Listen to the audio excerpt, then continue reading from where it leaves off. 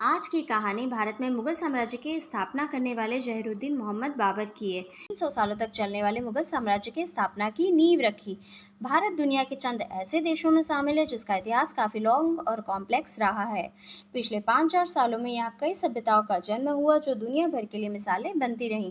अपनी डाइवर्सिटी के चलते इस देश ने कई छोटे बड़े रूलर्स और किंगडम्स भी देखे जो आपस में ही स्ट्रगल करते रहे, लेकिन इनमें से कुछ ऐसे किंगडम भी हुए जिन्होंने भारत को यूनाइट करने का काम किया, जिनमें एंशिएंट इंडिया के मौर्यन और गुप्ता एम्पायर आते हैं। लेकिन ये बात तो एंशिएंट इंडिया की रही। फिर कई सालों के स्ट्रगल के बाद 16वीं सेंचुरी में मिडिवल इंडिया में भी एक ऐसे ही साम्राज्य की स्थापना हुई जिसने भारतीय इतिहास को बदलने में महत्वपूर्ण भूमिका निभाई।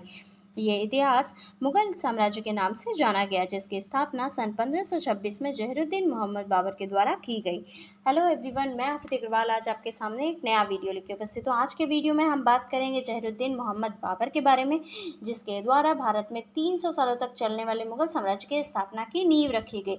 और साथ ही हम बात करेंगे उन कारणों की जिसकी वजह से बाबर का ध्यान भारत की ओर आकर्षित हुआ। तो चलिए बिना देर किए वीडियो को शुरू करते हैं और जानते हैं जहीरुद्दीन मोहम्मद बाबर के बारे में डिटेल में। बाबर एक ऐसा किरदार था जो न सिर्फ सफल था बल्कि सौंदर्य बोध व कलात्मक गुणों से निपुण था।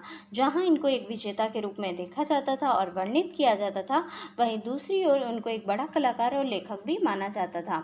आज से लगभग 500 साल पहले बाबर ने एक सल्तनत की स्थापना की जो बहुत ही महत्वपूर्ण मानी जाती है।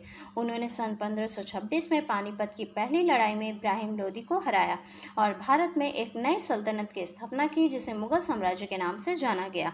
लेकिन बाबर की अपनी जिंदगी बहुत ही निराशाओं व असफलताओं से घिरी थी, जिसका जिक्र उन्होंने अपनी आत्मकथा बाबरनामा में भी किया है। तो चलिए शुरू करते हैं दास्तान बाबर की। अगर बात करें बाबर के जन्म के बारे में तो बाबर का जन्म 14 फरवरी सन 1483 को अंदीजान उज्बेकिस्तान में हुआ था।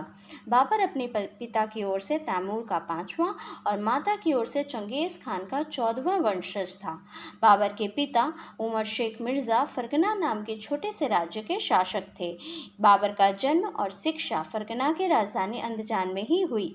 हालांकि उनके दोनों पूर्वज चंगेज खान और तैमूर लंग दोनों ही पढ़े लिखे नहीं थे, लेकिन वे इस बात से अच्छी तरह से वाकिफ थे कि शिक्षा के बिना शासन चलाना मुश्किल काम है, इसलिए उन्होंने अपने बच्चे को उच्च शिक्षा दी थी। बाबर की शिक्षा भी 4 साल की उम्र से ही शुरू हो गई थी। बाबरनामा पढ़ते हुए ये पता चलता है कि उनकी पहली शादी उनकी चचेरी बहन आयशा से हुई थी और आयशा से उनकी एक बेटी भी थी जो 40 दिन भी जीवित नहीं रह सकी। अपने पिता की अचानक मृत्यु के बाद बाबर ने मात्र 12 साल की उम्र में पिता का काम संभाल लिया था।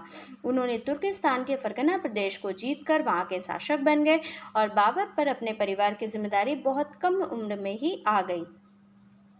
अपने पैतृक स्थान फरगना को जीत तो गए, लेकिन ज़्यादा दिन तक वहां राज्य नहीं कर सके।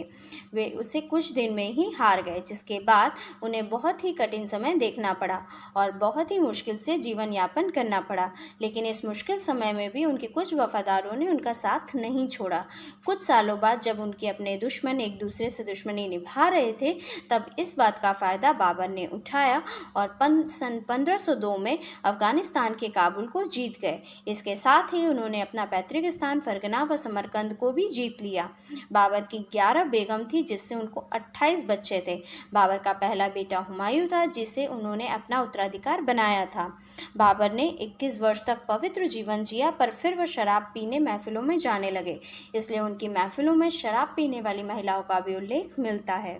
उन्होंने 21 अप्रैल 1526 को पानीपत के क्षेत्र में इब्राहिम लोदी की सेना से मुकाबला किया और इस युद्ध को जीता, जिसको भारतीय इतिहास में फर्स्ट बैटल ऑफ पानीपत के नाम से जाना जाता है।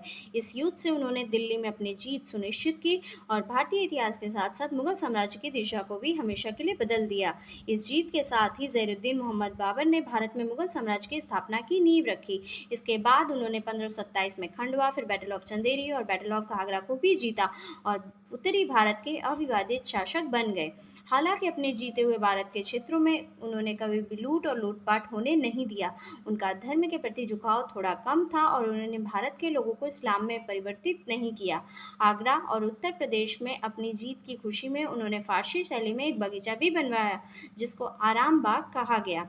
अपनी मृत्यु से पहले उन्होंने अपने आप को पंजाब, दिल्ली और गंगा के मैदानों के साथ साथ बिहार का भी शासक बना दिया था। भारत के जीवंत वर्णन के रूप में उन्होंने अपनी एक आत्मकथा भी लिखी थी, जिसे तजुके बाबरी कहा जाता था और इसको तुर्की भाषा में लिखा गया। अपने 4 साल के कार्यकाल में उन्होंने बहुत सारे बगीचे बनवाए और सन 1530 में उनकी मृत्यु हो गई। इसके बाद इनका बेटा हुमायूं दिल्ली के राज सिंहासन पर विराजमान हो गया। और अब बात करते हैं उन कारणों की जिसकी वजह से बाबर का ध्यान भारत की ओर आकर्षित हुआ। अगर बात करें उन कारणों की जिसकी वजह से बाबर का ध्यान भारत की ओर आकर्षित हुआ, तो इस बारे में इतिहासकार अलग अलग मत देते हैं। अगर बात करें सबसे प्रमुख मत की, तो बेलोल लोदी ने 1451 में दिल्ली पर अपना कब्जा जमाया, जहां से लोदी डायनेस्टी की शुरुआत हुई। 15वीं शताब्दी आते आते लोदीज ने जौनपुर पर अपना कब्जा जमाया। जौनपुर पर कब्जा जमाने के बाद लोदीज ने राजस्थान और मालवा पर अपने साम्राज्य का विस्तार करने की कोशिश की, जिसने 1525 तक दिल्ली के इब्राहिम लोदी और मेवाड़ के राणा सांगा के बीच वर्चस्व की लड़ाई चलती रही। इसी से कई इतिहासकार ये मत देते हैं कि राणा सांगा ने इब्राहिम लोदी को हराने के लिए बाबर को भारत में इनवाइट किया था। इसके बाद एक और मत ये भी है कि उस समय दिल्ली सल्तनत बहुत ही पावरफुल मानी जाती थी और यहाँ के रिचेस और धन संपदा से कई रूलर्स यहाँ पर आकर्षित होते थे और उस समय बाबर की अपनी वित्तीय हालत ठीक नहीं थी, इसलिए बाबर ने भारत का रुख किया। इसके अलावा एक मत ये है कि 1522-23 में पंजाब के गवर्नर दौलत खान लोदी ने बाबर से संपर्क करना शुरू कर दिया। इब्राहिम लोदी व दौलत खान के अपने रिश्ते ठीक नहीं थे।